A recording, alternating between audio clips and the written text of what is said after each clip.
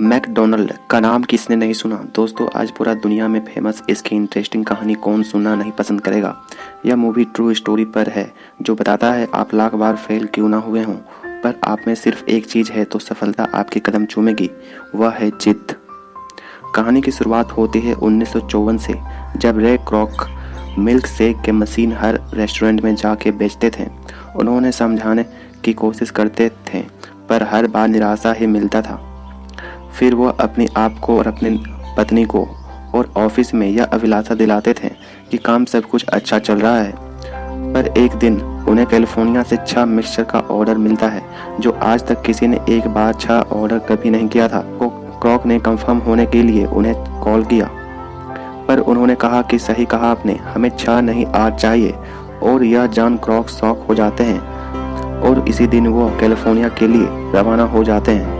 California पहुंचते ही वहां लंबी लाइन दिखने को मिलती है, पर बर्गर और कॉक ऑर्डर करने के बाद साथ ही साथ तुरंत ऑर्डर मिल जाता है जिसे अमेरिका में पहले कभी नहीं हुआ था। फिर बर्गर खाते हुए क्रॉक से मैकडॉनल्ड की असली मालिक उनसे पूछते हैं खाना कैसा लगा। फिर क्रॉक जम के तारीफ करते हैं कि मैंने लाइफ में ऐसा रेस्टोरेंट कभी नहीं देखा। अपने परिचय करवाते हुए बोलते हैं मैं यहाँ का ओनर हूँ, मैकडॉनल्ड। फिर वह अपने कार्ड देते हैं रे क्रॉक। फिर मैक बोलते हैं अंदर जाके देखना चाहोगे।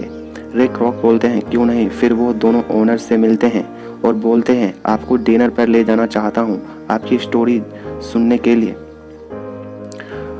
दोनों डिनर पर मिलते हैं। मैक और डिक कहानी बताते हैं कि हम दोनों पैसे कमाने के लिए कोलंबिया में ट्रक ड्राइवर की नौकरी की ताकि वो बिजनेस में लगा सकें, और इससे उन्होंने थिएटर पर लगाया बट पूरी तरह फ्लॉप रहा। फिर उन्होंने देखा हॉट डॉग की डिमांड शहर में बढ़ती जा रही है, तो उन्होंने बर्गर और कॉक को 5 सेकंड में सिर्फ सर्व करने का सोचा और लोगों का इंतजार खत्म कर दिया। लेकिन क्रॉक ने कहा आप अलग अलग फ्रेंचाइजी क्यों नहीं खोलते। उन्होंने कहा हम कर चुके हैं। क्रॉक घर लौटते हैं और अपनी पत्नी को बताते हैं, पर उनकी पत्नी कहा फिर और एक बिजनेस, जिससे क्रॉक बहुत निराश होते हैं। लेकिन अगले दिन फिर से कैलिफोर्निया गए और मैकडॉनल्ड ब्रदर्स से कहा अपने लिए नहीं तो देश के लिए करो। क्रॉक ने अपना प्लान बताया कि गोल्डन आर्चिस मैकडॉनल्ड का स्पेशल रेस्टोरेंट होगा जहां सातों दिन खुला रहेगा।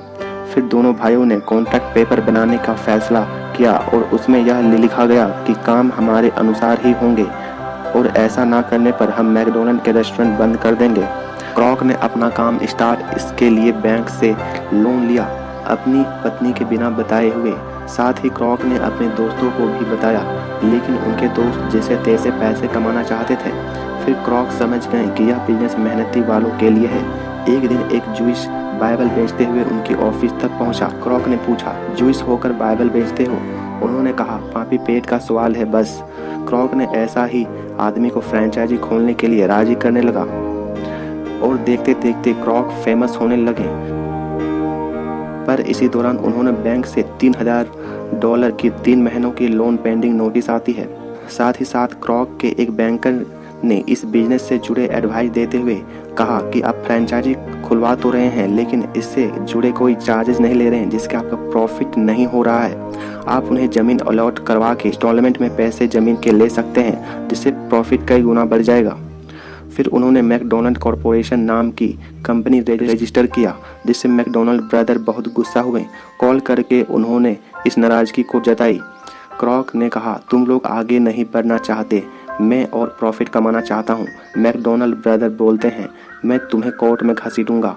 क्रॉक कहता है कि तुम एक छोटी व्यापार हो, मैं पूरे देश में फैला हूँ, तुम मेरा कुछ नहीं बिगाड़ सकते। इतना सुनते ही मैक बेहोश हो जाता है।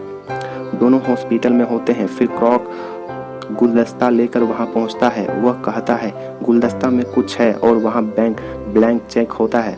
उन्हें उस वक्त समझ नहीं आती कि यह क्रॉक क्या खरीदने आया है। क्रॉक उन्हें कहता है मैं कॉल करूंगा और वहां से चला जाता है। क्रॉक के जाने के बाद वह समझ जाते हैं कि वह मैकडॉनल्ड के नेम को खरीदना चाहता है। डिक ने कॉल करके बोला टैक्स 17 करोड़ के बाद हर एक का 17 करोड़, फिर 1% हमेशा के लिए प्रॉफिट देना होगा। क्रॉक को यह बहुत ज़्यादा लगता है। सभी कोर्ट रूम में मिलते हैं और क्रॉक के वकील बोलते हैं हमें सारी शर्त मंजूर है, सिर्फ 1% लोन छोड़ के। हम जुबानी तौर पर यह पक्का आपको अभिलाषा दिला सकते हैं कि हम आपको 1% प्रॉफिट हमेशा के लिए देंगे, पर यह लिखित में नहीं होगा। क्रॉक हाथ मिलाने खड़ा होता है, फिर यह डील फाइनल होती है। कहानी के अंतिम में डिक और क्रॉक टॉयलेट रूम में मिलते हैं। डिक ने पूछा हमें तुम्हें सब कुछ बता दिया, सारा आइडिया बता दिया, फिर तुमने यह आइडिया कहीं और तुमने यूज क्यों नहीं किया? मैकडोनल्ड नेम के साथ ही क्यों? क्रॉक कहते हैं कामयाबी स्पीडी सिस्टम में नहीं है, डिक मैकडोनल्ड इस नेम में है।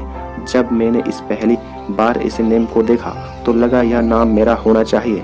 अगले दिन मैक और डिक को मैकडोनल्ड बोर्ड उतारना पड़ता है अपने रेस्टोरेंट से। क्रॉक अंत में कैमरा के सामने अपना इंटरव्यू में कहते हैं मैं जानता हूं कि आप क्या सोच रहे होंगे, एक 52 साल का बुढ़ा 5 देश और 4,400 करोड़ डॉलर सालाना इनकम करने वाला कैसे बन गया? जवाब है एक शब्द, वो है जिद। दुनिया की कोई भी चीज जगह नहीं ले सकती। दोस्तों धन्यवाद, आपका दिन शुभ हो। जय हिंद, वंदे मातरम।